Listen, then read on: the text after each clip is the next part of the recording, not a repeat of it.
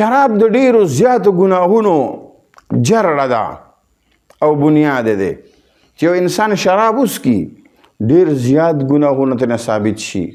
کله کنزل کوي کله چاته ردې بدې وایي کله خپلې بیبي ته د طلاق نومونه اخلي کله ورته څه وایي محترمو دا ډیر د بدبختو خلکو عمل دی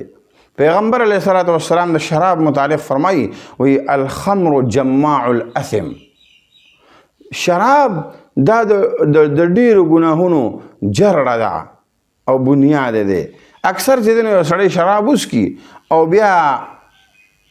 دی په شرابو کې نشي او نشي په حالت کې خپلې ښځې ته طلاق ورکړي بیا وایي یاره جي زه خو نه یم پوه شوي حضرت زه خو په نشه کې وم نو تا ته چا وي چې ته نشه کوه دا نشه خو ځانه د الله نافرماني ده نو د الله رب العالمین نافرماني چې دا وکړه او الله دې ته منې کړې خو دې کې خو حکمت دی که نه انه علیم حکیم پروردگار خو عالم هم دی او حکیم ذات هم دی چې الله وی شراب مسکا نو ولې اسکي او که بالفرض یو سړی شراب وڅکي او دی په نشه کې او دی ښځې له طلاق ورکړي نو مخکې سره پرې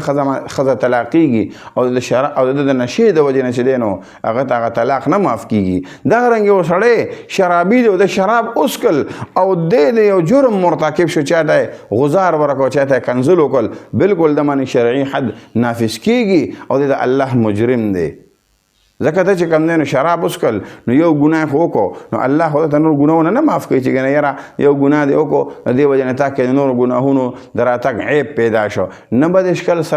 د شرابو د څکلو د وجې نه بېل سړی مجرم دی که حلال ګڼي کافر د اسلام نه بار دی او که حلال نه ګڼي نو سخت فاسق او فاجر او د الله رب العالمین د عذاب مستحق دی الله دې موږ د دې پلیت عمل نه او د شرابو د نشې نه الله ټول مسلمانان محفوظ ممنون کړي